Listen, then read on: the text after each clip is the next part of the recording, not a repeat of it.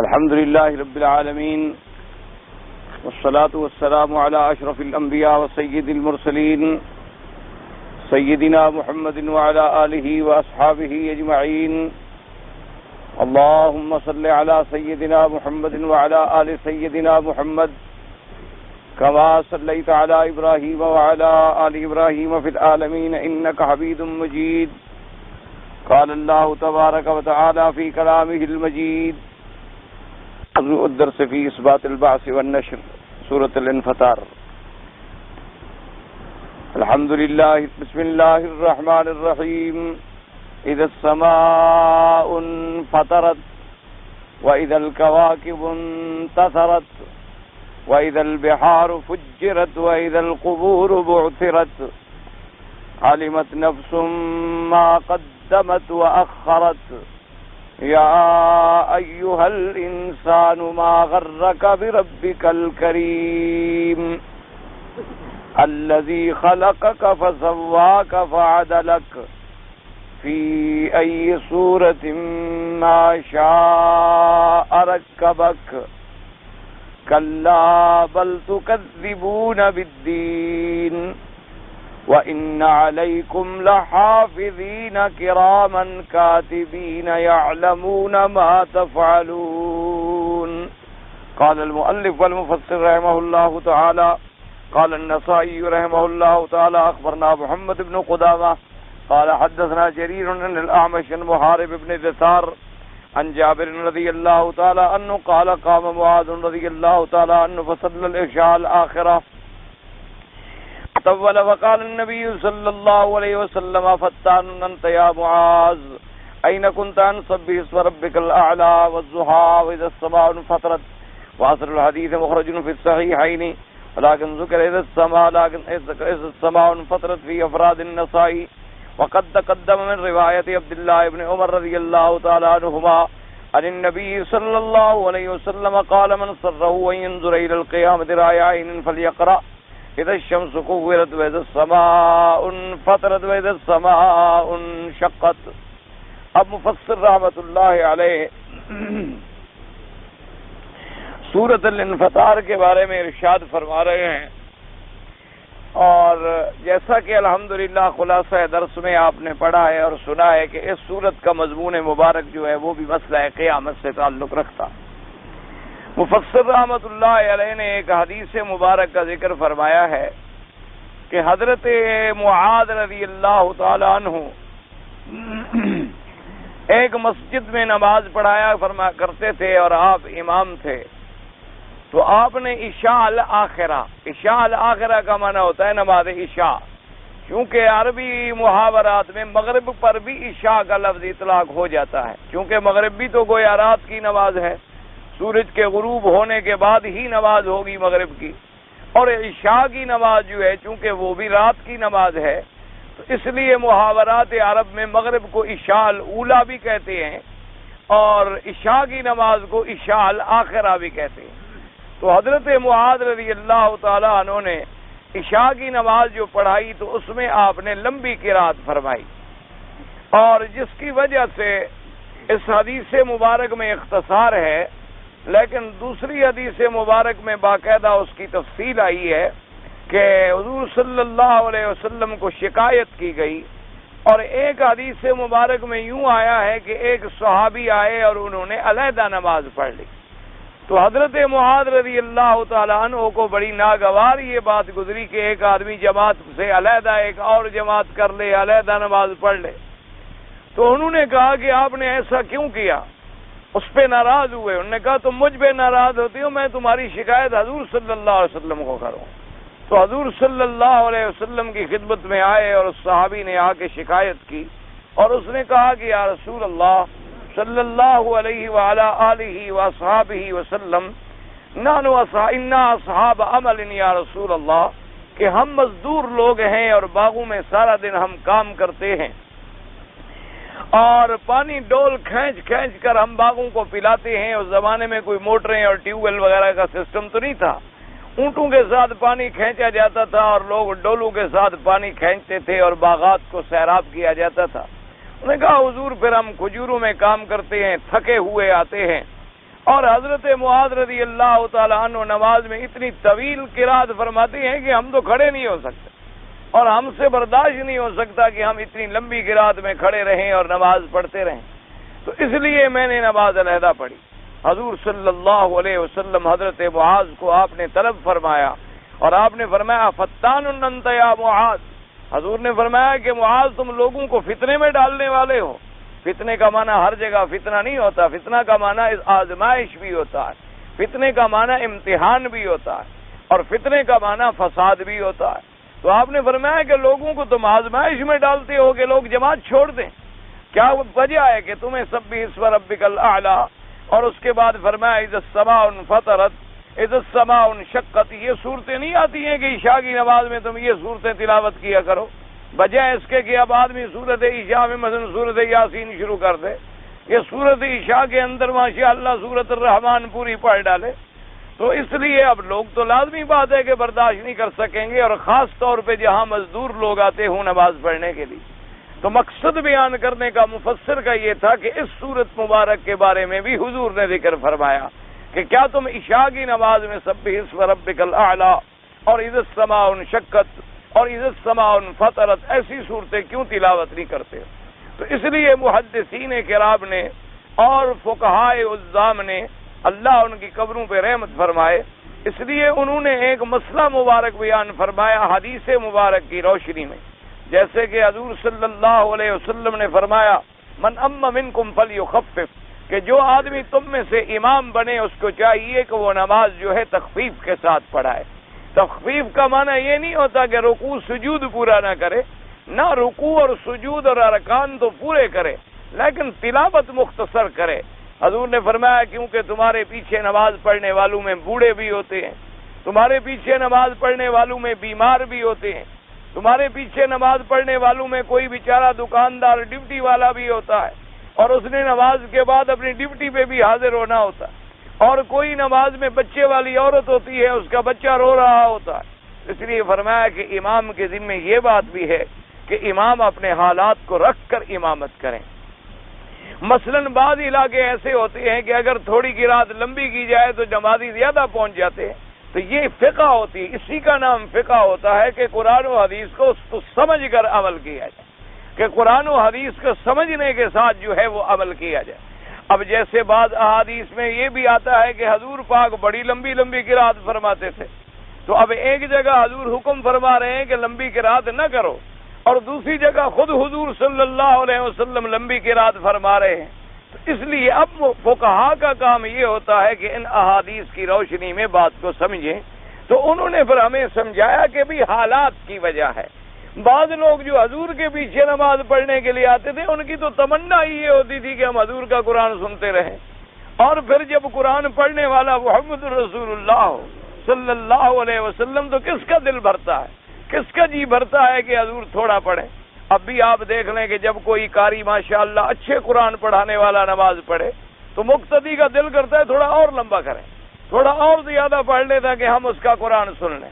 اور اگر ایک حافظ ایسا آ جائے ماشاءاللہ جو قرآن کو پتھر مارتا ہو، تو جو پیچھے نماز پڑھ رہے ہوتے کہنے خدا کرے گلے سے نکلے، کیا مصیبت میں پھنس گئے، ہمیں پتہ تھا کہ یہ نماز پڑھانے والا شریف ہمیں ملے گا۔ تو اس لیے حالات کے تقاضے کو سمجھنا بھی امام کا کام ہے، کہ امام جس مسجد میں نماز پڑھاتا ہے اس کے ارد گرد رہنے والے لوگ کون ہیں، کیا وہ مزدور ہیں، کیا وہ عامل ہیں، یا فارغ پیشہ لوگ ہیں، آرام سے آتے ہیں اور ان کو 10 منٹ زیادہ بھی لگ جائیں تو فرق نہیں پڑتا ہے۔ اور پھر اس کی قرات میں اتنی حسن ہے، اس کی قرات میں اتنی جاذبیت ہے کہ اس کو پتہ ہے کہ میرے پیچھے کھڑے ہونے والے آدمی جو ہیں کبھی نہیں تھکیں گے۔ تو یہ امام کے لیے لوازمات ہوتے ہیں کہ ایسے مسائل کو بھی سمجھے۔ اور بعض لوگوں کو تو اللہ نے ماشاءاللہ ایسا فن عطا فرمایا ہوتا ہے۔ حضرت قاری فتح محمد صاحب رحمۃ اللہ علیہ، حضرت قاری رحیم بخش صاحب رحمۃ اللہ علیہ، اللہ ان کی قبروں پہ رحمتیں فرمائیں، جو قرآن کے بہت بڑے استاد اور ساری زندگی جنہوں نے قرآن کی خدمت کی ہے، ماشاءاللہ ان کو اللہ نے ایسا انداز عطا فرمایا تھا کہ تراویح میں کبھی 3 پارے منزل پڑھتے تب بھی 1 گھنٹہ نماز میں لگتا، اور کبھی 1 پارہ پڑھتے تب بھی 1 گھنٹہ نماز میں لگتا۔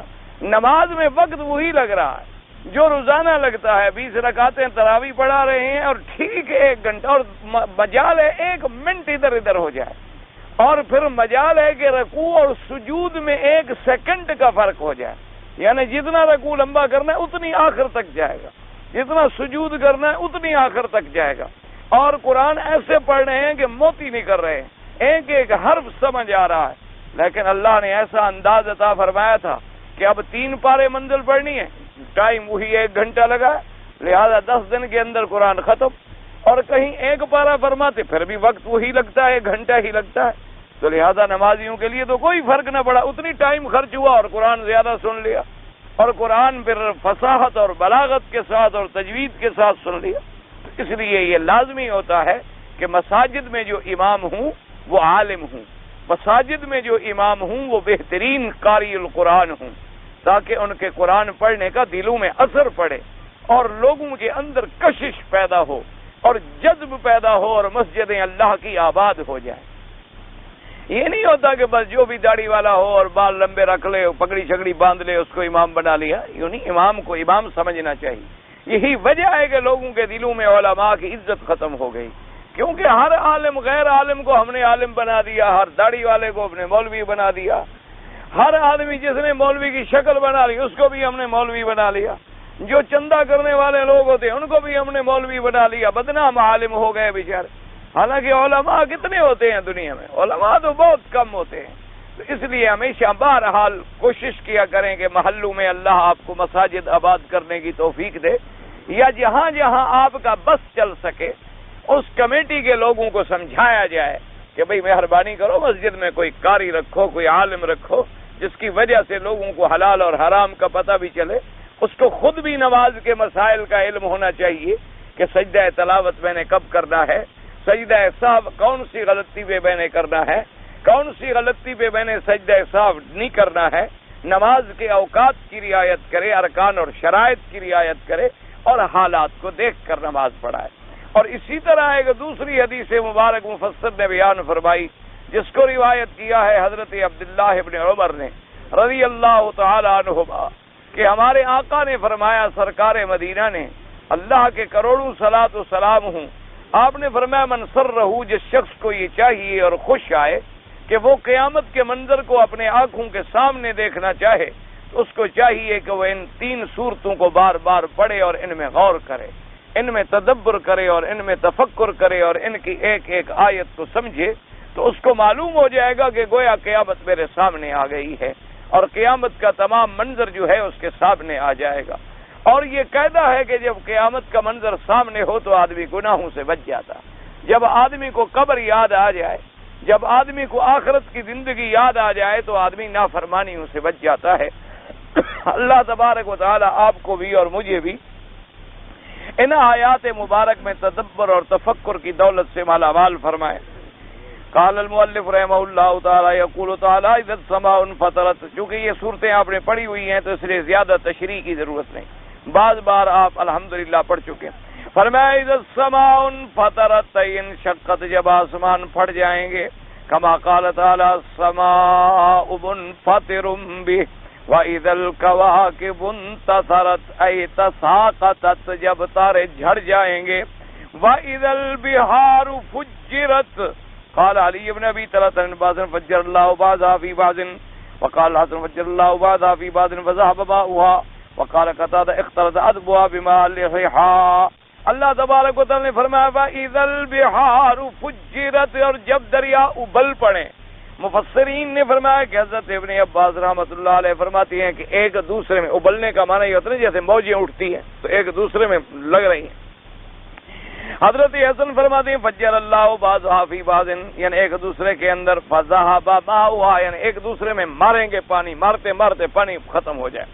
قال قتادہ اختلط أذبها بماء لحيحا، انہوں نے فرمایا کہ فجرہ کا اب 2 ترجمے یوں سمجھ لو کہ جیسے آپ دیکھیں نا، یوں سمجھیں کہ ایک پانی کا دیگچہ آپ بھر لیں، اس کو آپ آگ پر رکھ دیں، تو جب پانی گرم ہوگا تو پانی کھولنا شروع ہو گیا، تو اب پانی گویا ایک دوسرے کو مار رہا ہے، اور کھولتے کھولتے کھولتے نتیجہ کیا نکلے گا کہ پانی ختم ہو جائے۔ تو ایک ترجمہ تو یہ کیا گیا کہ گرمی کی وجہ سے یہ پانی کھولتے کھولتے کھولتے ختم ہو جائے، فجر بعضها فی بعض۔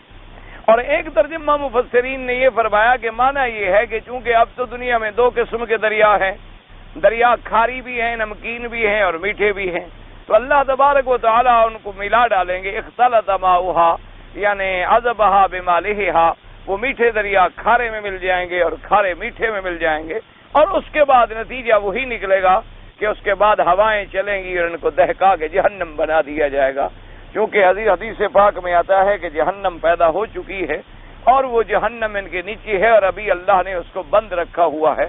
پھر جہنم کے ڈھکن بھی کھول دیے جائیں گے اور آسمان کے تارے اور سورج چاند بھی سمندر میں ڈال دیے جائیں گے اور ایک دوسرے کا پانی بھی ملا دیا جائے گا، اور جب ابالا آئے گا اور پانی سے گرم ہوگا تو پانی ختم ہو کے آگ بن جائے گا۔ وقال القلبی مولئت، وہ فرماتے ہیں بھر جائیں گے۔ وَإِذَا الْقُبُورُ بُعْثِرَتْ قال ابن عباس بُحِثَتْ وقال صدیق عباس تحرک فیخرج من فیہا، اللہ نے فرمایا کہ جب قبریں جو ہیں بحثت مانا یعنی تلاش کی جائیں گی، بعد نے فرمایا کھول دی جائیں گی، اور حضرت صدیق فرماتی ہیں کیا مانا کہ ایسے جب زلزلہ آئے گا تو زمینیں قبریں جو ہیں وہ ختم ہو کے سب کچھ باہر نکال ڈالیں گی۔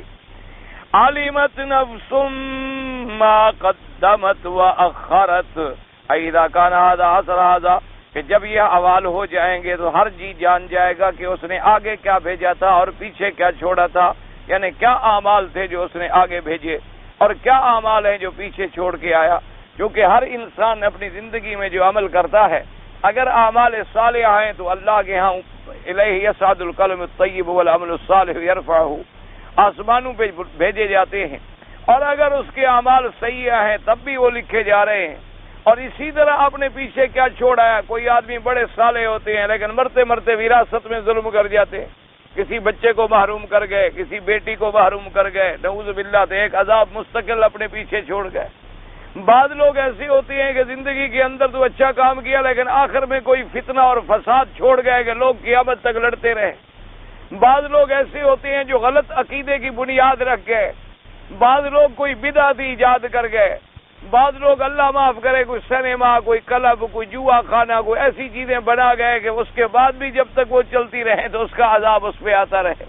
اس لیے اللہ نے فرمایا کہ جب ایسے حالات ہوں گے تو ہر آدمی جان لے، کیونکہ یہ قاعدہ ہے کہ جب نیکیاں اگر آپ کی باقی ہوں تو اس کا ثواب ملتا ہے، تو جو گناہ ہیں ان کا بھی تو عذاب ملتا ہے، جیسے کہ حدیث پاک میں بھی آتا ہے اور قرآن شریف میں بھی آتا ہے کہ آدمی کی حسنات جو ہیں اس کا ثواب ان کو بعد میں بھی ملتا ہے۔ جیسے حضور نے فرمایا کہ آدمی مر جاتا ہے، اس کے عمل ختم ہو جاتے ہیں، مگر 3 چیزیں ہیں جو اس کے مرنے کے بعد بھی جاری رہتی ہیں۔ فرمایا صدقۃ جاریہ، کوئی ایسا صدقہ بنا گیا، مدرسہ بنا گیا، مسافر خانہ بنا گیا، مسجد بنا گیا، کوئی پانی کا انتظام کر گیا، اس کے بعد بھی وہ صدقہ جاریہ ہے اور جاری ہے اور چل رہا ہے، وہ اس کے مرنے کے بعد بھی اس کو ثواب پہنچتا ہے۔ اور اسی طریقے سے حضور نے فرمایا کہ علم ينتفع بہ، کہ کوئی عالم تھا، علم پڑھا گیا، اب اس کے شاگرد جو ہیں وہ لوگوں کو آگے پڑھا رہے ہیں اور علم آگے پھیل رہا ہے، کوئی کتاب لکھ گیا، کوئی شرح لکھ گیا، حدیث کی شرح لکھ گیا۔ اور اسی طرح فرمایا ولد صالح يدعو له، یا کوئی اچھی اولاد چھوڑ گیا، یہ مراد نہیں ہوتا لڑکا، مانا ہے اچھی اولاد، چاہے لڑکا ہو یا لڑکی ہو، جو والدین کے مرنے کے بعد بھی اس کو دعائیں کرتے ہیں کہ اللہ ہمارے والدین کی مغفرت فرما، والدین کے لیے دعائیں کر رہے ہیں، والدین کے لیے خیراتیں کر رہے ہیں، والدین کے لیے ماشاءاللہ صدقات جاریہ بنوا رہے ہیں کہ اس کا ثواب ہمارے والدین کو پہنچے، تو اس طرح وہ اعمال جو ہیں ہمیشہ جاری رہتے ہیں۔ تو اسی طرح برائیاں جو ہیں وہ بھی ہمیشہ جاری رہتی ہیں، کہ جو برائی اگر آدمی نے ایک جگہ نعوذ باللہ کسی نے قبر پرستی کی بنیاد ڈال دی، تو جب تک نعوذ باللہ اس قبر پہ عبادت ہوتی رہے گی، وہ بنیاد ڈالنے والے پر بھی اللہ کا عذاب ہوتا رہے۔ اسی طرح کسی نے بدعات ڈال دی، کسی نے جلوس بنا دیا، کسی نے پیدائش منانی شروع کر دی، کسی نے وفات منانی شروع کر دی، کسی نے کوئی اور نئی رسمیں ایجاد کر ڈالی، نئی بدعات ایجاد کر ڈالی، تو وہ جب تک چلتی رہیں گی قیامت تک ان کے عذاب جو ہیں اسی طرح ہوتے رہیں۔ اللہ تبارک و تعالی ہر مسلمانوں کو صحیح عقیدے سمجھنے کی توفیق عطا فرمائے۔ اللہ تبارک و تعالی ہمیں صحیح معنوں میں اتباع حضور اکرم صلی اللہ علیہ وسلم نصیب فرمائے۔ اللہ تبارک و تعالی مسلمانوں میں ایسی توفیق دے کہ وہ اعمال صالحہ کریں، اعمال خیر کریں۔ اصل میں مشکل یہ ہو جاتی ہے کہ لوگ ان چیزوں کو دین سمجھ لیتے ہیں، اور کوئی بیچارہ سمجھائے اور مخالفت کرے تو اس کو کافر بنا دیں گے، وہابی بنا دیں گے، منکر نبی بنا دیں گے، اور منکر اولیاء بنا دیں گے، اور منکر قرآن بنا دیں گے، اور گستاخ انبیاء بنا دیں گے۔ دیکھو جی ایسا گستاخ کہ یہ جلوس سے روکتا ہے، یہ ہمیں بورڈ لگانے سے روکتا ہے، یہ ہمیں جھنڈیاں باندھنے سے روکتا ہے، ہم ایک دین کا کام کر رہے ہیں، ہم حضور کے نام پہ خوشیاں منا رہے ہیں، یہ بدبخت جلتا ہے حضور کے نام پر خوشی منانے سے جلتا ہے، کیونکہ دماغ میں جو ایک بات بیٹھ گئی ہے۔ اب یہ بات سمجھنے کے لیے تیار نہیں ہے کہ بھئی جو تم خوشی منا رہے ہو کیا وہ دین ہے، کیا وہ اللہ کے رسول کے ہاں پسندیدہ عمل ہے، اللہ کا رسول اس پہ راضی ہے، اگر ہے تو الحمدللہ، بات ختم ہو۔ اور اگر وہ کام خود اللہ کو ہی ناپسند ہے تو تم اللہ کو راضی تو نہیں کر رہے، تم تو الٹا اللہ کو ناراض کر رہے، کیونکہ اس کی وجہ یہ ہے، ہمارا ایمان ہے کہ دین کامل مکمل ہو گیا۔ حضور پاک کے زمانے میں، میرے مدنی پاک کی حیات مبارکہ میں اللہ نے دین کو مکمل کر دیا۔ الیوم اکملت لکم دینکم، دین کامل ہو، یعنی دین میں کوئی ایسی چیز باقی رہ جاتی تو دین کامل نہ ہوتا۔ اگر ایک اینٹ رہ جائے تو آپ کا مکان تو کامل نہیں ہوگا۔ آپ اگر بلڈنگ پوری بنا لے، پلستر نہ کرائیں تو کہتے ہیں جی ابھی ذرا کام باقی، پلستر بھی ہو جائیں، دروازے بھی لگ جائیں، کھڑکیاں بھی لگ جائیں، رنگ نہ ہو تو آپ کہتے ہیں جی ابھی ذرا فنشنگ باقی ہے، ابھی کام باقی ہے، مکمل نہیں ہوا۔ جب سارے کام ہو جائیں حتیٰ کہ تالے نہ لگیں دروازے کو، آپ کہتے ہیں جی ابھی تو دروازے ہی بند نہیں کر سکتے، دروازے لگ گئے نہیں حضرت، وہ تالے لگانے ہیں، تو ابھی بھی کام مکمل نہیں ہوا۔ تو اگر حضور کے زمانے میں دین مکمل ہو گیا تو اگر یہ باتیں دین میں شامل تھیں تو کیا حضور نے کر کے دکھلائیں؟ ایک موٹی سی بات ہے، ایک چھوٹے سے عقل والا آدمی بھی سمجھ لے، بھئی جب دین کامل مکمل ہے تو اللہ کے نبی نے یہ کام کیے، صحابہ کو حکم دیا، اہل بیت کو حکم دیا، اصحاب رسول کو حکم دیا، زیادہ سے زیادہ ہمارے پاس پیسے زیادہ ہیں، ہم 2000 بتیاں لگا لیں گے، وہ ایک تو جلا لیتے، دیا تو جلا لیتے نا، تو ہمارے لیے ایک راستہ تو نکل آتا کہ بھی حضور کے زمانے میں دیا تھا، پھر لال لیمپ آئے، پھر لالٹین آئے، پھر گیس آئے، پھر بجلی آئی، لیکن حضور ایک دیا تو جلا کے دکھا دیتے کہ بھئی ایسے جب پیدائش کا دن آئے تو دیے جلایا کرو، ٹھیک، کوئی ایسی بات، پھر تو دین ہو جائے۔ اور اگر حضور نے نہیں کیا تو پھر دین آخر کیسے بنا؟ ایک موٹی سی بات ہے۔ اب دیکھو نا جی، آج تک ہم صفا مروہ دوڑ رہے ہیں، کوئی صفا مروہ دوڑنے میں ہمیں زیادہ خوشی ہے، حضور دوڑ کے دکھا گئے، بات ختم ہو گئی، کسی کو اعتراض ہے؟ ٹھنڈے دل سے سوچنا چاہیے آدمی کو، یہ تو بلا وجہ لوگ آپس میں لڑ رہے ہیں، ایک دوسرے سے ٹکرا رہے ہیں اور جھگڑے، اور ایک دوسرے کو کافر اور ایک دوسرے کو مشرک اور ایک دوسرے پر اللہ معاف فرمائے، یعنی اب تو معاملات قتل تک جا پہنچے، ایک دوسرے کی گردنیں اڑا رہے ہیں، اور ہر آدمی ڈنڈے لے کے کھڑا ہے، میں دین پر ہوں، کہتا ہے تم غلط ہو، کہتا ہے بھئی ایک چھوٹی سی بات ہے کہ حضور پر آج تک 1400 سال گزر گئے، ہم صفا مروہ دوڑ رہے ہیں، 1400 سال گزر گئے، ہم طواف کے 3 چکروں میں دوڑ رہے ہیں، 1400 سال گزر گئے، ہم کنکریاں مار رہے ہیں، ایک پتھر کھڑا ہوا ہے، ہم کہتے ہیں شیطان ہے مارو کنکری، وہاں شیطان کھڑا ہے، کبھی دیکھا ہے آپ نے؟ کبھی آپ نے دیکھا ہے شیطان؟ اتنا کنکریاں لگے تو کھڑا ہو، بھاگے نا، کوئی تو بھاگتا ہوا دیکھے نا اس کو۔ تو جو کنکری ہم مارنا، اس میں آج تک کسی دیوبندی، کسی اہل حدیث، کسی وہابی عالم نے روکا بھی کنکریاں نہ مارو؟ ٹھنڈے دل سے سوچ، بھئی 1400 سال گزر گئے، کسی چلو جن کو تم وہابی کہتے ہو، کسی نے آج تک منع کیا کہ بھئی کنکری نہ مارو؟ کیا آپ کو شیطان کھڑا ہے؟ یار چھوڑو، کیا بات ہے؟ وجہ کیا ہے کہ جو چیز حضور سے ثابت ہو گئی وہ دین ہے، اس سے کوئی منع نہیں کرتا، اور جو چیز حضور سے ثابت نہیں ہوئی وہ دین نہیں ہے۔ اس لیے علماء حق روتے ہیں کہ تم اللہ کے لیے اس کو دین نہ بناؤ، یہ دین نہیں ہے۔ دین کا معنی ہے اتباع محمد الرسول اللہ صلی اللہ علیہ وآلہ آلہ واصحابہ وسلم تسلیما کثیرا کثیرا۔ ایمان سے کہو، حضور یہ نے ایک بات سکھا گئے، بھی وضو کرو تو ذرا یوں بھی کر لو، کوئی انگلیوں میں بھی پانی نہ رہے۔ آج تک 1400 سال ہو گئے، ہر آدمی لگا ہوا، کسی نے کہا نہ کرو، کسی آدمی نے کہا ہے بھی نہ کیا کرو۔ سورج نکلنے کے بعد حضور نے فرمایا 4 رکعت پڑھا کرو. کسی نے منع کیا کہ 4 رکعت نہ پڑھے؟ کس کی سنت ہے؟ اگر حضور سے بغض ہو تو اشراق کے لیے لوگ بیٹھے رہیں، اور جو وہابی ہیں وہ تو بس جیسے نکلتے نہیں بیٹھے ہیں، اشراق ہوگا پڑھ کے نکلیں گے. اگر ان کو حضور کی سنت محبوب نہیں ہے، حضور محبوب نہیں ہے، تو کیوں بیٹھے ہوئے ہیں سنت کے لیے؟ آپ کو داڑھی مڈا کے فیشن کرنے کا شوق ہے، ان کو شوق نہیں ہے. وہ تو حضور کی سنت کے بال ہیں، وہ کہتے ہیں چلو یہاں بھی اس طرح مت پھراؤ، داڑھی ہے. ان کو اتنا عشق ہو حضور صلی اللہ علیہ وسلم سے کہ یہاں تک بعض لوگوں کے بیچاروں کے بال آ جاتے ہیں. وہ کہتے بھی نہیں، حضور نے فرمایا داڑھی بس نہیں، یہ بھی داڑھی. حضور نے جو فرما دیا ہے کہ داڑھی نہیں مڈانی، بس نہیں مڈا. بعض لوگوں کی داڑیاں اتنی مبارک لمبی ہو جاتی ہیں، بھائی خدا ان کو حضور نے کہا داڑھی بڑھاؤ اور مونچھیں کٹاؤ. وہ اللہ کے بندے، ان کو اگر عشق نہ ہو حضور سے تو کس کے حکم پہ چل رہے ہیں؟ ایک مسواک ہے، وہ لگے وہ بیچارے نماز سے پہلے کھڑے ہیں مسواک کیوں کر رہے ہیں؟ دماغ خراب ہو گیا ہے کیا ہے آخر؟ کہ سنت ہے محمد مصطفیٰ. اور جن لوگوں کو اتنی سنت بھی پیاری ہے، ان کو حضور پاک کی ولادت سے نعوذ باللہ جلن اور بغض ہو سکتا ہے؟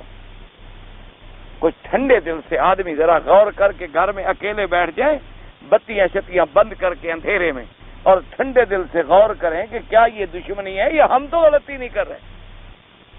ایک ٹھنڈے دل سے غور کے شو بازی کرنا اور دنیا میں دکھانا اور یہ کرنا وہ کرنا فلاں کرنا، وہ تو پھر لیڈر بھی کرتے ہیں، وہ تو جناب بڑے بڑے لوگ شعبدے والے بھی کرتے ہیں اور اپنے اظہار کرتے ہیں اور شوق.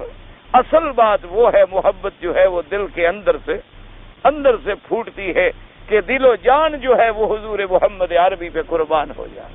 انسان کا دل، دھن، من، آل، اولاد سب قربان ہو جائے.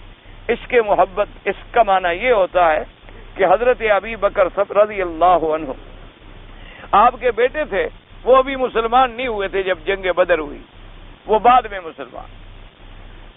تو بعد میں جب باپ بیٹے کی ملاقات ہوئی تو بیٹے اسلام لے آئے الحمدللہ، مدینہ منورہ میں آ گئے. تو بیٹے نے کہا کہ ابا جان جس دن بدر کی لڑائی ہوئی ہے نا، تو آپ نے فرمایا ہاں. کہنے لگے کئی دفعہ آپ میری تلوار کی زد پہ آئے، میں چاہتا تو آپ کی گردن اڑا دیتا، لیکن آپ باپ تھے، میں پھر ہاتھ کھینچ دیتا کہ بھئی اپنے باپ کو کیسے ماروں، اگر ہے تو میرا باپ نا. چلو مذہب کا جھگڑا اپنی جگہ ہے. حضرت ابو بکر نے فرمایا واللہ، فرمایا بیٹے خدا کی قسم ہے اگر میری تلوار کی زد پہ تم آتے میں گردن اڑا دیتا. کفر اور اسلام کا کیا رشتہ؟ تمہارا مذہب غلط تھا اس لیے تمہارا طبیعت بھی غلط، تم جھوٹے مذہب پر تھے نا اس لیے تمہارا ہاتھ کانپ گیا. اگر میرے سامنے تم آ جاتے میں تمہاری گردن اڑا دیتا. کہ اسلام اور کفر کا کیا تعلق، اسلام اور کفر کا کیا رشتہ ہو؟ یہ ہے محبت، اس کا نام ہے عشق رسول اللہ. کہ اگر بیٹا سامنے ہے وہ کہتے ہیں میں گردن اڑاتا ہوں، میں گردن اڑانے کے لیے تیار. حضور صلی اللہ علیہ وسلم نے حکم دیا ابو بکر تیار ہو جاؤ، حاضر.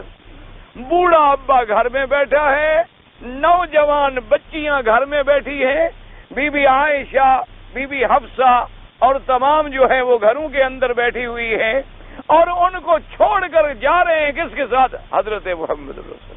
نہ ایمان سے کہو جب حضور ہجرت کر کے تشریف لے گئے، حضرت صدیق بھی تشریف لے گئے، بھائی ان کو دے دو، خام خواہ چھین لیں گے، مصیبت ہمارے لیے بنائیں گے. اس نے کہا کون رکھا ہے بھائی، اجازت نہیں ہے خام خواہ کے لیے، کیا وہ ہم جو رکھتے ہیں اس کے لیے بھی آپ مسئلہ پیدا کرتے ہیں. آپ اپنا کرتے ہیں، آپ جانے آپ کا کام. جو چیز منع ہے وہ منع ہے. اب جب ہجرت فرما کے جا رہے ہیں تو جو پیچھے چھوڑ کے جا رہے ہیں وہ کافروں کے پاس چھوڑ کے جا رہے ہیں، دشمنوں میں کہ نہیں. انہوں نے کہا میرے بچے قربان ہو جائیں لیکن حضور کا فرمان میں نہیں چھوڑ. حضور کے ساتھ چلے گئے، بوڑھے باپ کو چھوڑ گئے، ابھی قحافہ کو، بی بی اسما کو چھوڑ گئے، بی بی عائشہ کو چھوڑ گئے، اپنی بیوی کو چھوڑ گئے، اپنے بچوں کو چھوڑ گئے، اکیلے جا رہے ہیں حضور کے ساتھ. اور ان کو یقین تھا کہ جب لوگوں کو پتہ چلے گا کہ حضور کے ساتھ ابو بکر بھی گیا، میرے بچوں کو چھوڑ دیں گے. انہوں نے کہا چاہے قتل کر دیں، کچھ کر دیں، یہ محبت حضور کا حکم ہے، میں نے جانا ہے بس. برابر اتباع رسول کا معنی یہ ہے کہ حضور کے حکم پہ چلو، حضور صلی اللہ علیہ وسلم کے تابعدار بنو، حضور کے غلام بنو، حضور حکم دیں نماز کا، نماز پڑھو. حضور حکم دیں اپنے چہرے اپنے شکلیں حضور کی سنت کے مطابق بناؤ. اپنے بچوں میں اپنے گھر میں دین لاؤ. اپنے گھروں میں مساجد میں قرآن پیدا کرو. اور حضور صلی اللہ علیہ وسلم کے ایک ایک حکم پر جان دینے کے لیے تیار ہو جاؤ. ساری دنیا چھوڑنی پڑے چھوڑ دو، لیکن حضور کی محبت نہ چھوڑو. باقی یہ جو ہے میرے عزیز سمجھنے کی کوشش کرو. اللہ پاک سے دعا کرو اللہ سمجھ عطا فرمائے. اللہ تبارک و تعالی تمام مسلمانوں کے دل میں محبت اور فہم پیدا فرمائے. یہ تو بلا وجہ آدمی بیچارے لڑتے رہتے ہیں اور جھگڑتے رہتے ہیں، اور ہمارے لڑائیوں سے فائدہ کس کو ہوتا ہے؟ کفار کو، دشمنوں کو. ہم مسلمان لڑتے رہیں گے، کافر پھلتا پھولتا رہے گا. ہم جب اکٹھے ہو جائیں گے کفر مٹ جائے گا. اس کو پتا ہے کہ ان کو اکٹھے نہ ہونے دو، بس ان کو لڑا دو. مذہب پہ لڑیں تب لڑا دو، روٹی پہ لڑیں تب لڑا دو، مال پہ لڑیں تب لڑا دو. کسی طرح ان میں جھگڑا رکھو. یہ جب آپس میں لڑتے رہیں گے تو شیر کی طاقت ضائع ہوتی رہے گی. اگر یہ اکٹھے ہو کے ہمارے سامنے کھڑے ہو گئے پھر تو کفر بھاگ جائے گا. جب صحابہ اکٹھے تھے کفر کہاں گیا؟ جب وہ رحماء بینہم کی تفسیر بنے ہوئے تھے کیسر و کسریٰ کی قوتیں کہاں گئیں؟ انہوں نے جناب کیسر و کسریٰ کی کیسریت اور کسریت کو تباہ کر دیا اور پاؤں کے نیچے روند ڈالا. تمام کفر کی طاقتوں کو مٹا ڈالا، یہود اور نصارہ کو مٹا ڈالا. اور جب مسلمان آپس میں لڑ گئے پھر ٹکڑے ٹکڑے ٹکڑے ہو. اس لیے دعا کرو اللہ مسلمانوں کو اتفاق عطا فرما دے، اللہ ہمارے حال پہ رحم فرما دے. اور یہ چھوٹی چھوٹی جو چیزیں ہیں ان میں ذرا سمجھ آ. ثم قدمت واخرت یا ایھا الانسان یا ایھا الانسان ما غرک بربک الکریم. ھذا تحدید، یہ تحدید ہے، یہ سختی ہے. لا كما يتفهمه بعض الناس من انه ارشاد الى الجواب حيث قال الكريم حتى يقوى قائد غره كرمه، بل معنى في آدم ما غرك يا ابن آدم بربك الكريم العظيم حتى أقدمت على معصيته وقابلته بما لا يليق، كما جاء في الحديث يقول الله تعالى يا ابن يوم القيامة يا ابن آدم ما غرك بي یا ابن آدم ماذا عجبت المرسلین. اللہ نے فرمایا کہ اے انسان ما غرک بربک الکریم، کس چیز نے تمہیں دھوکے میں ڈالا، کس چیز نے تمہیں اندھا کر دیا کہ تم اپنے کریم رب کو بھول بیٹھے. بعض لوگوں نے مفسر نے فرمایا کہ غلط ترجمہ کیا کہ ربک الکریم کا معنی یہ ہے کہ اللہ نے جواب سکھا دیا کہ مجھے تیرے کرم نے دھوکے میں ڈالا ہے، آپ جو بڑے کریم تھے سخی تھے اس لیے میں گناہ کرتا رہا. فرمایا یہ جاہل نے ترجمہ کیا ہے. معنی یہ ہے یہ تو تحدید شدید ہے کہ وہ رب کریم، وہ رب عظیم جس نے تمہیں پالا پوسا پیدا کیا، تم نے اس کی نافرمانی کی، تم نے اس کے احکامات کو جھٹلایا. اللہ تبارک و تعالی رحمت فرمائے. اس لیے حدیث مبارک میں آتا ہے جس کو امام بخاری رحمت اللہ علیہ نے بھی نقل فرمایا ہے کہ اللہ فرماتے ہیں کہ کذبنی ابن آدم، ابن آدم نے مجھے تکذیب کی ہے. صحابہ حیران ہو گئے کہ اللہ کو بھی کوئی جھٹلا سکتا ہے.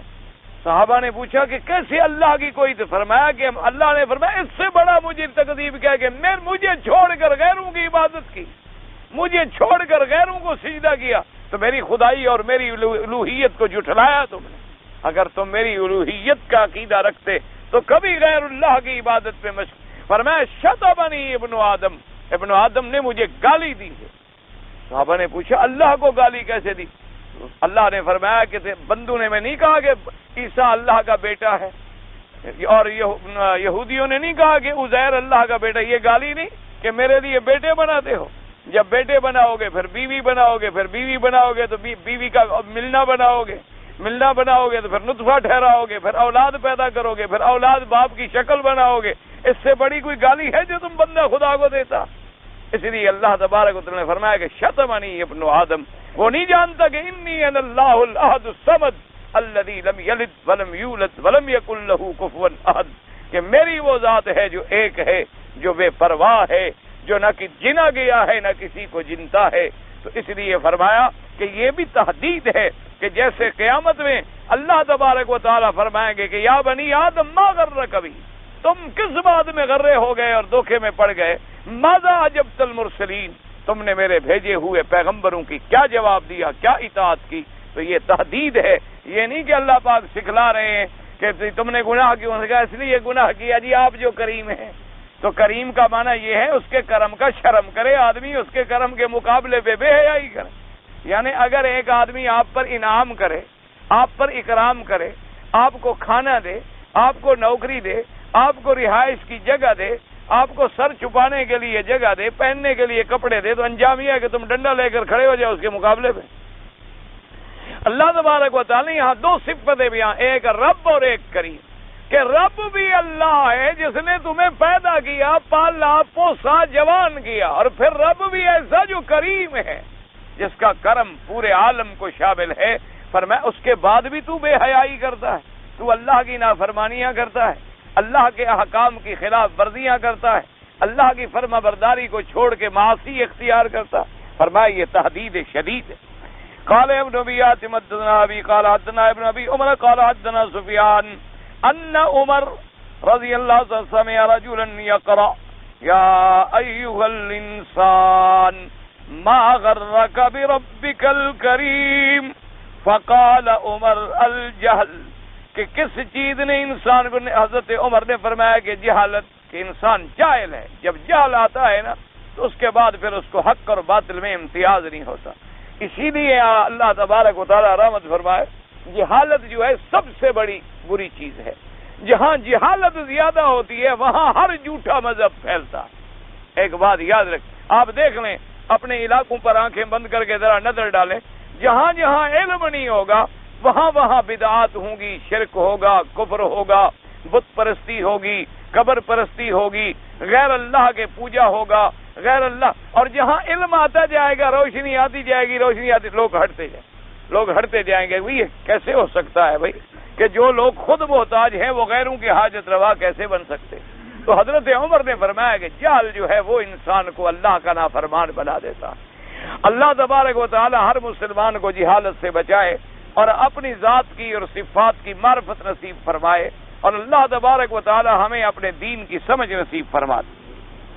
وقال ايضا حدثنا عمرو بن شيبه قال حدثنا ابو خلف قال حدثنا يحيى البكا سمعت ابن عمر يقول وقرأ هذه الآية يا أيها الإنسان ما غرك بربك الكريم قال ابن عمر رضی اللہ تعالیٰ عنہ ما غره اللہ جعلہ، اس کی جہالت نے دھوکے میں ڈالا۔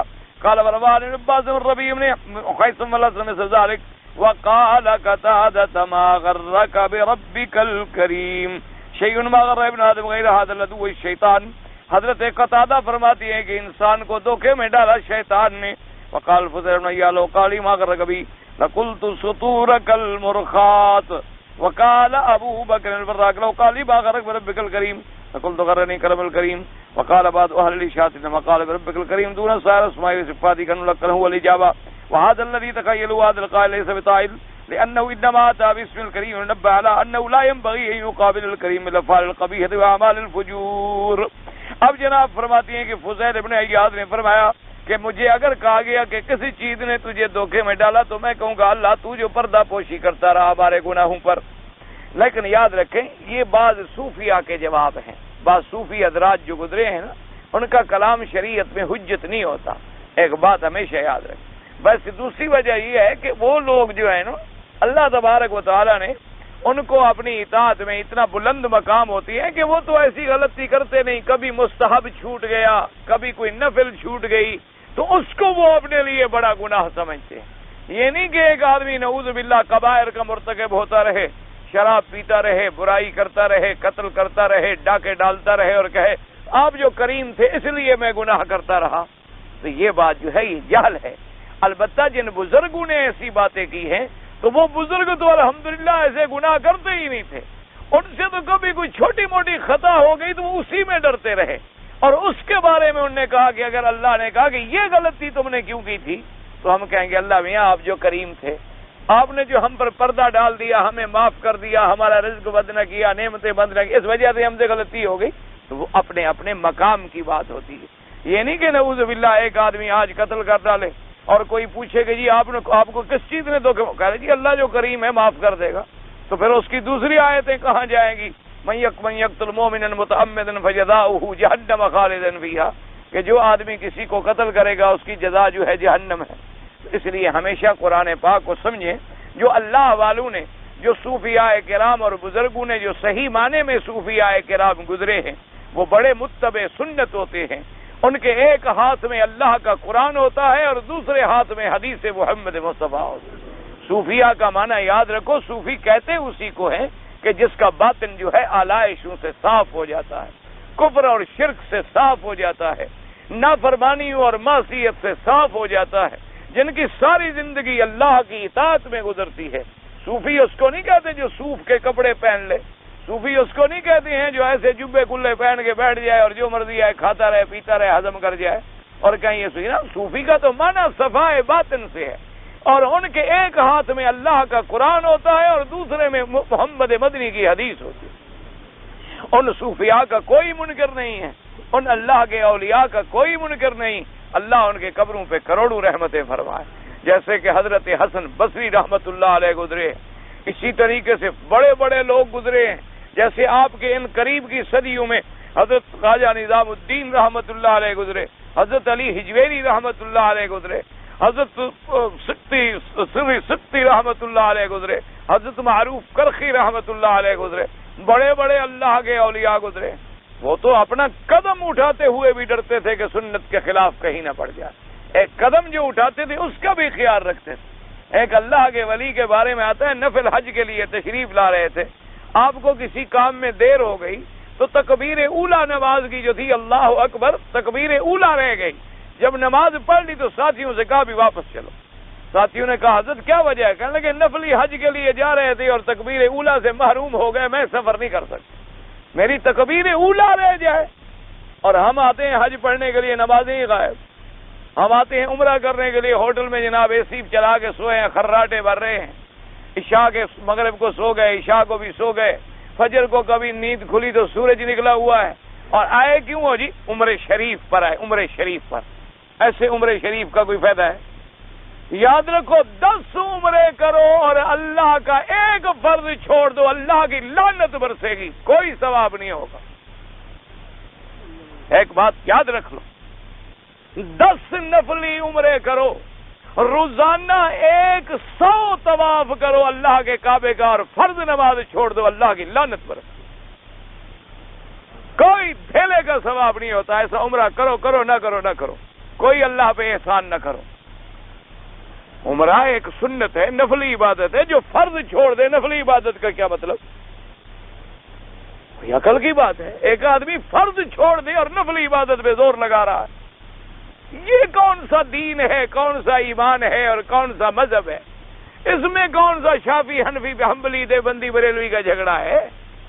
بھئی اللہ کے فرائض پہلے، واجبات، سنن، مستحبات، نوافل، ان کے درجات ہیں. ایک آدمی اپنے والد کو نعوذ باللہ جوتے مارتا ہو اور ہمسائے کا بڑا احترام کرے، بڑا شریف ہے. یعنی والد کو تو اٹھا کے ڈنڈے مارے اور ہمسائے جو ہیں ان کو جناب بڑی نیاز مندی سے ملے گی. حضرت لوگ کہیں گے بڑا لانتی بیٹا، جس کی اطاعت اور فرما برداری کرنی تھی اس کو تو ڈنڈے مار رہا ہے. اور ہمسائے کا حق ہے، لیکن ماں باپ کے تو بعد ہے نا. اس لیے یاد رکھو ہمیشہ، اگر عمرے پہ آؤ، اگر نفل حج کے لیے آؤ، سب سے پہلی بات یاد رکھو اللہ کی نماز کی. تمام احکام جبریل لے کے آیا ہے، نماز میرا مدنی محمد خود لے کے آیا. تمام احکام جتنی فرائض اللہ ہے سب جبریل لے کے اترے ہیں. ایک نماز کا حکم ہے جو میرا مدنی آسمانوں پہ جا کے خود لائے. معراج کی رات اللہ نے نماز فرض فرمائی، اور وہ حکم لانے والے کون ہیں؟ حضرت محمد الرسول اللہ. تو اگر کوئی آدمی عمرے پہ آیا، میں جی مدینہ شریف کی زیارت کروں گا، مدینہ شریف میں میں نے 8 دن رہنا ہے، 8 دن اور 40 نماز حضرت پوری کرنی ہے، میری نماز نہ ہو تو زیارت نہیں ہوگی، اور جب 40 پوری ہو جائے پھر ایک ہی نہیں پڑتا. یہ کون سی زیارت ہے؟ یہ کون سا مذہب ہے؟ یہ کون سا دین ہے؟ کوئی تماشا ہے، مذاق ہے؟ اللہ کے دین کے ساتھ کھیل ہے؟ 40 نمازیں شریف نے ضرور پوری کرنی. وضو نہ بھی ہو تو مل جائے گا، نماز نہ جائے میری، 40 پوری ہو جائے. اب 41ویں جی میری نمازیں پوری ہو. کوئی بلا بھی دے بھی شریف آدمی، چلو نماز ہو رہے گا، اور جی میں نے 40 پوری کر دی، تم جاؤ میں بعد میں پڑھ لوں گا۔ نعوذ باللہ ثم نعوذ باللہ، انا للہ و انا الیہ راجعون۔ دعا کرو اللہ ہمیں محروم نہ فرمائے۔ آج یہی مصیبت بن گئی ہے کہ آدمی دین سے محروم ہو جا رہا ہے۔ اللہ تبارک و تعالی معاف فرما دے۔ جیسے کہ مثل مشہور ہے، اللہ پاک معاف فرمائے، کہ ایک آدمی کے بارے میں لکھا ہے انہوں نے کہ جی وہ بڑے شرم والے تھے، عورتیں سامنے آئیں تو اس بیچارے نے دیکھا کہ اب عورت پر نظر پڑے گی تو ایک کرتے کو اٹھا کے آنکھوں پہ رکھ لیا۔ یہ شرم ٹھیک ہے؟ عورت پر نظر نہ پڑے، خود ننگا کھڑا ہے۔ یہ کون سا دین ہے؟ خدا کا خوف کرو۔ مجھے تو حیرت ہوتی ہے، میں نے اپنی آنکھوں سے دیکھا اللہ کے کعبے میں عمرے پہ آتے ہوٹلوں میں سوتے رہے۔ آج تم ظہر میں نظر نہیں، جی ذرا نیند آ گئی تھی اور آنکھ ذرا دیر سے کھلی، میں نے کہا جی، اس کے بعد جناب بس پھر میں نے سوچا نماز تو ہو گئی ہوگی، بس وہیں پھر کھانا کھا کے جناب ذرا ریلیکس کرنے کے لیے مزید لیٹ گیا۔ ایسے عمرے پر میں نے کہا حضرت آپ کو کوئی خط بھیجا گیا تھا کہ ضرور تشریف لے آؤ، کعبہ شریف آپ کے بغیر اداس ہے، آپ نہیں آئیں گے تو دین گر جائے گا، آپ نے کندھا دیا ہوا ہے دین کو۔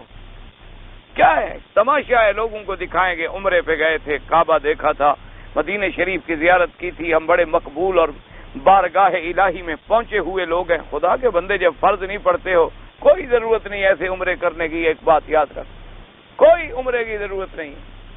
سب سے پہلے توبہ کریں اور فرائض اللہ کی پابندی، اللہ کے فرائض کو مضبوط۔ اب یوں سمجھ لو اس کی مثال، ابھی کون سی نماز پڑھیں گے ہم؟ ہاں جی، عشاء۔ کتنے رکعتیں ہیں؟ 4۔ اس کے بعد کتنی سنتیں ہیں؟ ہاں جی 2۔ ابھی کوئی 2 سنتیں پڑھ کے چلا جائے اور فرض نہ پڑھے، کیا خیال ہے؟ ہاں جی بھائی، اس میں کوئی دیوبندی بریلوی کا جھگڑا ہے؟ یہ تو جھگڑے والی بات نہیں، مقصد 2 سنتیں پڑھنی ہیں آپ نے۔ آپ کہیں کہ ٹھیک ہے جی بس 2 سنتیں تو پڑھو نا جی، 2 سنتیں پڑھیں اور چلے جائیں سلام۔ آدمی کہیں خدا کے بندے نماز کری، میں نے 2 سنتیں پڑھ لی ہیں، اب تو اس کی نماز ہو جائے گی؟ تو عمرہ کیا ہے؟ سنت۔ 5 وقت کی نماز کیا ہے؟ فرض۔ جب فرض نہ پڑھا عمرہ کیا، عمرہ کیسے ہو گیا؟ عقل کریں۔ اچھا، عمرے کے اندر طواف کیا ہے؟ فرض۔ اور صفا مروہ دوڑنا کیا ہے؟ امام ابو حنیفہ رحمۃ اللہ علیہ نزدیک واجب، باقی ائمہ کے نزدیک سنت۔ اچھا، ایک آدمی احرام باندھ کے آئے، طواف نہ کرے، صفا مروہ بھی دوڑ لے، بال بھی کٹا لے، عمرہ ہو گیا؟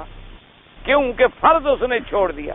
جب فرض چھوڑ دیا تو باقی کام چاہے پورے بھی کر لے، کوئی فائدہ نہیں ہو۔ تو جب اللہ کا فرض چھوڑ دیا، اب عمرہ کرے تو کوئی فائدہ؟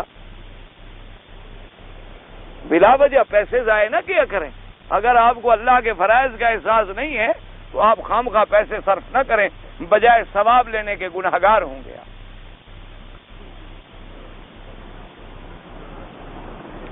ہر چیز میں پہلے فرض مقدم ہے، فرض پہ عمل کرو۔ فرض کے بعد پھر واجبات کا درجہ ہے، واجبات کے بعد پھر سنت کا درجہ ہے، اس کے بعد نفل کا درجہ ہے کہ اللہ نے ہمت دی تو نفلی عبادت کر لی، اگر نہ دی تو چلو ٹھیک ہے، ثواب نہیں ہوگا، اللہ پکڑیں گے تو نہیں کہ ہم نے نفلی عبادت نہیں کی، ہم تہجد نہیں پڑھ سکے۔ زندگی میں ایک دفعہ حج فرض ہے، ایک دفعہ صحیح حج کر لو، بس ختم ہو گئی۔ اس کے بعد اللہ توفیق دے، لاکھوں کریں آپ، لیکن فرائض مقدم، فرض کو نہ چھوڑیں، فرض پہلے ادا کریں، پھر جا کر فائدہ ہوگا۔ اللہ تبارک و تعالی رحمت فرمائے تو تب جا کے صحیح معنوں میں دین پر عمل ہوتا ہے۔ اس لیے فرماتے ہیں ابو بکر البراق، یہ بھی ان میں سے گزرے ہیں، فرماتے ہیں کہ اگر مجھے کہا گیا تو میں تو کہوں گا کہ آپ کا کرم جو تھا میرا اللہ، میں اسی میں دھوکے میں پڑ گیا۔ بعد میں کہا کہ رب کا اور کریم کی صفتیں آئی ہیں اور باقی صفتیں یہاں نہیں آئیں، تو گویا اللہ نے خود ہمیں جواب دینا سکھلا دیا۔ لیکن مفسر فرماتے ہیں وَهَذَا الَّذِي تَخَيَّلَهُ هَذَا الْقَائِلُ، یہ جو قائل خیال کر رہا ہے یہ بالکل کوئی بات نہیں، بلکہ کریم کی صفت اس لیے آئی ہے لِيُنَبَّهَ، اللہ تنبیہ کر رہے ہیں کہ عَلَىٰ أَنَّهُ لَا يَنبَغِي أَن يُقَابِلَ الْكَرِيمَ، کہ تم ایسے رب کریم کے مقابلے پر افعال قبیحہ اور برے عمل نہ کرو، اس لیے کریم کی صفت لگائی گئی، اس لیے رب کی صفت کا ذکر کیا گیا کہ ان صفتوں کو دیکھ کر تم اس کے مقابلے پر اعمال قبیحہ جو ہیں وہ اختیار نہ کرو۔ وقد حكى البغوي عن الكلبي ومقاتل انهما قال نزلت هذه الايه في الاسود بن شريك النبي صلى الله عليه وسلم ولم يعاقب في الحالة الراهنة فانزل الله تعالی ما غرک بربک الکریم. حضرت بغوی رحمۃ اللہ علیہ نے کلبی اور مقاتل سے روایت نقل کی ہے. انہوں نے کہا کہ اسود بن شریک جس نے حضور صلی اللہ علیہ وسلم کو نقصان پہنچایا، ضرب پہنچائی، لیکن فوراً نہ پکڑا گیا، عذاب نہ آیا، اسی وقت تو اللہ نے فرمایا اچھا تمہیں کس چیز نے دھوکے میں ڈالا ہے کہ ہم بدلہ نہیں لیں گے؟ نہ، ہم پورا بدلہ لیں گے. تو اس لیے اللہ تبارک و تعالی نے فرمایا. تو یاد رکھیں یہ دو صفتیں اسی لیے آئیں کہ جو تیرا رب ہے، جو رب کریم ہے، اس کے مقابلے پر تم لئیم بن رہے ہو، اس کے مقابلے پر تم معصیت کر رہے ہو، اس کے مقابلے پر تم نافرمانی کر رہے ہو. وقوله تبارک و تعالی الذی خلقک فسواک فعدلک ای ما غرک برب الکریم الذی خلقک فسواک فعدلک ای جعلک سویا مستقیما معتدل القامت منتصبا فی احسن الایات والاشکال. اللہ نے فرمایا کس چیز میں تمہیں غرہ کر دیا؟ اس پروردگار عالم کے سامنے جس نے تم کو بنایا، جس نے تم کو سبھی برابر بنایا، مستقیم بنایا، معتدل القامہ بنایا کہ ہر چیز، ہر جوڑ تیرا اپنے اپنے مقام پہ رکھا، اور تمہیں بہتر شکل عطا فرمائی، تمہیں انسانی شکل عطا فرمائی، اور تمہیں انسان بنا کے تمہیں تکریم والا بنایا، عزت والا بنایا. تم اسی پروردگار کی نافرمانی کرتے ہو. وقال الامام احمد بن ابي المغيرة قال حدثنا جرير قال حدثني عبد الرحمن بن ميسرة عن جبير بن فيران بن جحاش القرشي ان رسول الله صلى الله عليه وسلم بصق يوما في كفه فوضع عليه اصبعه ثم قال الله عز وجل يا ابن ادم لا تعجزني وقد خلقت من مثل هذه حتى اذا صفيتك وعدلتك ومشيت بين بردين وللارض منك وعيد فجمعت وبنات حتى اذا بلغت التراقي قلت تصدق وعنا اوان الصدقه. وقد رواه ابن ماجه عن ابي بكر ابن ابي شيبان يزيد بن هارون جرير بن سفيان به قال شيخنا الحافظ ابن الحجاج المزي وابو يحيى بن حمزه انصار بن يزيد بن الرحمن المسا وقال في اي سوره ما شاء ركبك. امام احمد رحمۃ اللہ علیہ نے ایک روایت نقل کی، حضور پاک نے ایک دفعہ اپنا لعاب دہن، اپنا لعاب مبارک ڈالا اور اس کو فرمایا دیکھو ایسی ایک چیز سے اللہ نے بنی آدم کو بنایا، یعنی جیسے ایک لعاب ہے اسی طرح ایک پانی کا قطرہ ہے، نطفہ منی جو ہے وہ بھی تو اسی طرح ایک قطرہ ہے. فرمایا اس سے فرمایا تو اللہ فرماتی ہے کہ ابن آدم میں نے ایسی چیز سے تم کو بنایا، کیا تو پھر بھی میری نافرمانی کرتا ہے؟ اور دیکھو کہ میں نے تمہیں کیسا بنایا، کیسے تیرے اعضاء بنائے، لیکن جب میں نے تمہیں بنا دیا، جب میں نے تمہیں برابر کر دیا، جب میں نے تمہیں قوت عطا کر دی، جب میں نے تمہیں جوانی عطا کر دی، پھر تم سوٹ پہن کے اور بردین اور چادریں قیمتی پہن کے زمین پہ اکڑ کے چل کے میری نافرمانیاں کرتے ہو. فرمایا تم نے یاد تو کرو کس چیز سے بنائے گئے، کیسے میں نے تمہیں پالا پوسا جوان کیا اور اس مقام پہ پہنچایا. اب اکڑتے ہو اور چلتے ہو اور نافرمانیاں کرتے ہو. اللہ کا پکارنے والا پکارتا ہے، تمہارے کان پہ جوں تک بھی نہیں رینگتی. اور فرمایا پھر میں نے تمہیں مال دیا، جمع کرتے رہے، روکتے رہے، لوگوں کا حق منع کرتے رہے، اور جب سانس نکلنے کے لیے یہاں حلقوم میں آ گئی اب کہتے ہو میں صدقہ کرتا ہوں. اب کون سا وقت ہے صدقہ کرنے کا؟ صدقہ کرنے کا وقت جو ہے وہ تو گزر گیا ہے. اس لیے فرمایا ما غرک بربک الکریم الذی خلقک فسواک فعدلک فی ای صورت ما شاء رکبک. اللہ پاک آپ کو مجھے اپنی اور حضور کی اطاعت نصیب فرمائے، فرما برداری نصیب فرمائے. لڑکی بالغ ہے اور رشتہ جو ہے بے نماز کا ملتا ہے، بے نمازی کو رشتہ نہ دے. اس کی وجہ یہ ہے کہ امام احمد بن حنبل رحمۃ اللہ علیہ کے نزدیک جو آدمی ایک نماز چھوڑ دے جان بوجھ کر وہ کافر ہو جاتا ہے. تو ان کے نزدیک تو اگر نکاح ہو تو وہ ٹوٹ جاتا ہے، تو تم بے نماز کو لڑکی دو. سب سے پہلی چیز جو ہے آپ دیکھیں کہ نماز پڑھتا ہے کہ نہیں پڑھتا، ایک. اور اسی طرح اس میں لواطت کی بھی بیماری ہے، اللہ معاف کرے. تو ایسے چیزوں سے بچیں. اس لیے حضور نے فرمایا کہ جب بھی آدمی کے پاس رشتے آتے ہیں تو 3-4 چیزیں دیکھی جاتی. یا آدمی مال دیکھ کے رشتہ کرتا ہے، یا آدمی حسن اور جمال دیکھ کے رشتہ کرتا ہے، یا آدمی دین دیکھ کے رشتہ کرتا ہے. حضور نے فرمایا لڑکی بھی اختیار کرو تو دین والی اختیار کرو، اور اسی طرح اگر لڑکا بھی کوئی ڈھونڈو تو دین والا ڈھونڈو. جو آدمی اللہ کی نماز کا فرض ادا نہیں کرتا وہ تیری بیٹی کے حقوق ادا کرے گا؟ کیوں اپنی بیٹی کو زندہ درگور کر کے جہنم میں ڈالتے ہو؟ سب سے پہلی چیز یہ دیکھا کرو کہ وہ نمازی ہے کہ نہیں. اگر بے نماز ہے قطعاً رشتہ نہ کریں. اس کے بجائے کوئی نماز والا، مشکل یہ ہے کہ نماز والے ہوں گے غریب، غریب کو کون دے؟ مشکل ہے. نماز تو آج کل غریب پڑھتا ہے نا جی، بڑا آدمی یا دولت والا یا پیسے والا یا امیر آدمی کہاں نماز پڑھتا ہے؟ اللہ ماشاء اللہ جن کو اللہ نے توفیق بخشی ہے، جن کو اللہ پاک نے دولت بھی دی ہے اور دین بھی دیا ہے، ورنہ آج کل تو نماز بڑے لوگوں کے گھر میں تو نماز داخل ہی نہیں ہو رہی. یعنی یقین فرمائیں، ایمانداری کی بات ہے، بڑے بڑے جتنی بڑے بڑے کوٹھیوں والے لوگ ہوتے ہیں، یعنی آپ ہزاروں میں کوئی ایک گھر ڈھونڈ لیں جہاں نماز، وہاں تو نماز کا گزر ہی نہیں ہے، وہاں تو میوزک ہے، وہاں تو ڈسکو ڈانس ہے، نماز کیسی؟ یہ مسلمان ہیں، مسلمان. بالکل رشتہ نہ کریں بے نمازی کے ساتھ کبھی بھی.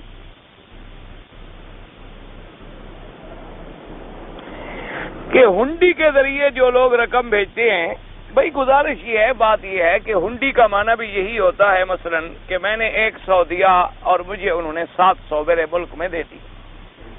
تو جیسے مثلا ہم اگر بینک کو دیتے ہیں تو 100 دیں گے، تو مثلا اس نے 650 یا 750 دے دیا، ہنڈی والے نے ہمیں 700 دے دی. بات تو ایک ہی ہے کہ کوئی 6.25 کا ریٹ دے یا کوئی 7 کا ریٹ دے، کوئی 6.5 کا ریٹ دے، ریٹ تو اس کا چل رہا ہے، اس میں تو کوئی حرج نہیں. لیکن ہنڈی کی وجہ سے اگر اسلامی ملک ہے اور اس کو نقصان پہنچتا ہے، کیونکہ جو پیسہ آپ بھیجیں گے قانونی راستے سے تو ملک کی ترقی کا ذریعہ بنے گا، اور جو آپ بھیجیں گے ہنڈی کے راستے سے تو وہ ڈاکو، چور، سرمایہ دار اور ڈرگ مافیا والوں کے کام آئے گا، وہ کسی شریف کے کام تو آتا نہیں. اس وجہ سے اگر مسلمان ملک ہو تو پھر آدمی کوشش کرے کہ سیدھے راستے سے بھیجے اور ان چیزوں سے بچے. ورنہ تو پیسہ ہے، ریٹ ہے، ایک آدمی 6.5 کا آج 6.5 ریٹ ہے، کل 7 ہو گیا، پرسوں 6.25 ہو گیا، نقد لین دین ہو رہا ہے ریٹ کے مطابق، اس میں کوئی حرج نہیں. لیکن مسلمان ملکوں کو نقصان پہنچے تو نہیں کرنا چاہیے. بعض لوگ جو ہیں ہم نے دیکھا ہے کہ وضو کرتے ہوئے جرابیں نہیں اتارتے اور جرابوں پر مسح کر لیتے ہیں. اصل میں حدیث مبارک میں آیا ہے کہ جرابوں پر مسح جائز ہے، لیکن امام ابو حنیفہ رحمۃ اللہ علیہ فرماتے ہیں کہ جراب سے مراد ایسی جراب ہے جس میں پانی اندر اثر نہ کرے، یعنی آدمی جب اس کے اوپر مسح کرے اور ہاتھ گیلا کر کے تو اندر پانی داخل نہ ہو جائے، یعنی اس کے اثرات پانی کے بدن پہ نہ پہنچے. جیسے چمڑے کا موزہ ہے یا ایسی سخت جراب ہے کہ اس کے اندر پانی داخل نہیں ہو سکتا. وہ کہتے ہیں کہ اگر کوئی باریک ہے یا خفیف ہے تو جس میں پانی کا اثرات جلد تک پہنچ جاتے ہیں تو پھر مسح کا مطلب کیا ہوا؟ کہتے ہیں مسح کا معنی تو یہی ہوتا ہے کہ پانی نہ پہنچائیں اور مسح ہمارا ہو جائے. تو بعض ائمہ فرماتے ہیں چونکہ لفظ جراب ہے حدیث میں، لہذا جراب موٹی ہو، باریک ہو، پتلی ہو، سب پہ جائز ہے. اس لیے بہرحال یہ ائمہ کی اپنی اپنی فقہ ہے، سمجھ ہے. بات یہ ہے کہ حدیث میں لفظ جراب موجود ہے تو اس لیے اس پر مسح کرنا جو ہے وہ ثابت. تو امام صاحب فرماتے ہیں کہ پہلے تو حضور کے زمانے میں ہم دیکھیں کہ کون سی جرابیں تھیں، کس قسم کی جرابیں بنتی تھی، کہاں کہاں سے جرابیں آتی تھیں اور کیسی کیسی جرابیں اس زمانے میں پہنی گئیں. اور دوسری چیز ہے کہ مسح کرنے کا مقصد کیا ہے، یعنی پانی نہ لگے اور مسح سے ہمارا کام ہو جائے کہ عضو دھونا نہ پڑے. تو اگر ہم ہاتھ لگاتے ہیں یا پانی بھگو کے رکھتے ہیں تو پانی اندر چلا جاتا ہے تو بات تو ختم ہو گئی. اس لیے بہرحال امام ابو حنیفہ رحمۃ اللہ علیہ کے نزدیک جراب سے مراد ایسی جراب ہے جس میں پانی داخل نہ ہو، اور باقی ائمہ امام احمد ابن حنبل رحمۃ اللہ علیہ کے نزدیک یہ جرابیں جو ہیں ان پر بھی مسح جائز. بعض اسلامی ملکوں میں بھی ہم نے دیکھا ہے کہ کوئی فوجی افسر مر جاتا ہے تو اس کی قبر پر بھی سلامی دی جاتی ہے، باقاعدہ فوجی آتے ہیں اور قبر کو سلوٹ کرتے ہیں. تو یہ انگریزوں کا رواج ہے، کوئی اسلام کا کیا تعلق ہے؟ یہ تو وہی انگریزوں کی بات ہے. وہ طریقہ بھی وہی ہے، ٹریننگ بھی وہی ہے، قانون بھی وہی ہے، آداب بھی وہی ہیں. یہ سب انگریزوں کا طریقہ کار ہے، اس کا اسلام سے کوئی تعلق. اسلام صرف اتنی اجازت دیتا ہے کہ اگر کسی نے جنازہ نہیں پڑھا، جنازے سے رہ گیا، تو قبر پر بھی کھڑے ہو کر جنازہ پڑھا جا سکتا، یا قبر پر کھڑے ہو کر دعا مانگیں کہ اللہ مرنے والے کو ثابت قدم رکھے. باقی آپ سلوٹ کریں یا آپ کچھ کریں، یہ تو انگریزوں کے طریقے ہیں، ان کا اسلام سے کوئی تعلق نہیں. نماز میں عورت جو ہے سینے پہ ہاتھ باندھے، مرد جو ہے وہ سینے پہ باندھے تو ثابت ہے. اور سینے سے نیچے باندھے تو ثابت ہے، اور سرہ کے اوپر باندھے تو ثابت ہے، اس سے ذرا نیچے باندھے تو ثابت ہے۔ تمام روایات موجود ہیں، کوئی جھگڑے والے۔ مصیبت یہ ہے کہ کفر کہاں پہنچ گیا، ہم اسی میں لڑ رہے ہیں۔ پتہ نہیں ہمارے مولویوں کو کیا ہو گیا۔ دعا کرو اللہ ہمیں ہدایت دے، ہمیں سیدھے راستے پہ چلا۔ اور خدا کے بندے، جہاں کفر اور شرک ہو رہا ہو، جہاں غیر اللہ کا پوجا ہو رہا ہو، جہاں گھر گھر کے اندر تصویریں لگا کے بزرگوں کی ان کی عبادتیں کی جاتی ہوں، جہاں اللہ معاف فرمائے قادیانیت اور یہودیت اور نصرانیت اور علمانیت اور شیوعیت اور اتنے بڑے فتن پھیلے ہوئے ہوں، یہ وہی بات ہے نا کہ فرض چھوڑ دیا اور سنت پہ لڑ رہے کہ عمرہ ضرور کرنا ہے، نماز پڑھو نہ پڑھو۔ یہ وہی باتیں ہیں کہ جو اہم باطل فرق ہیں ان کا مقابلہ تو نہیں، لیکن جو چھوٹے چھوٹے فروعی اعلیٰ اولا افضل غیر افضل کے، اسی میں لوگوں کو لڑاؤ اور سر پھٹبل کر دو۔ جو نماز میں آتا ہے غریب آئندہ نہ ہے۔ اللہ تبارک و تعالیٰ دعا کرو اللہ ہمیں ہدایت دے کہ ہم کفر کا مقابلہ کریں، ہم شرک کا مقابلہ کریں، ہم بڑے بڑے بلاؤں کو روکیں، چھوٹی چیزوں کو تو اصلاح ہو جائے گی۔ ایک آدمی کو مثال کے طور پر دل کا دورہ پڑا ہوا ہو اور آپ نظرے کے علاج پہ بھاگتے رہیں، آپ کہیں اس کا زکام پہلے ٹھیک کر لو، دل کا کیا ہے، دل کا تو بعد میں کر لیں گے، تو نزلے کا کرتے کرتے انشاءاللہ مریض مر جائے گا اللہ کی راہ۔ لیکن بعض لوگ ایسے ہیں اللہ نے ان کو پتہ نہیں کیا اللہ کی ناراضگی ہے، وہ صرف یہی باتیں ہیں اور کسی باطل فرقے سے کبھی نہیں لڑیں۔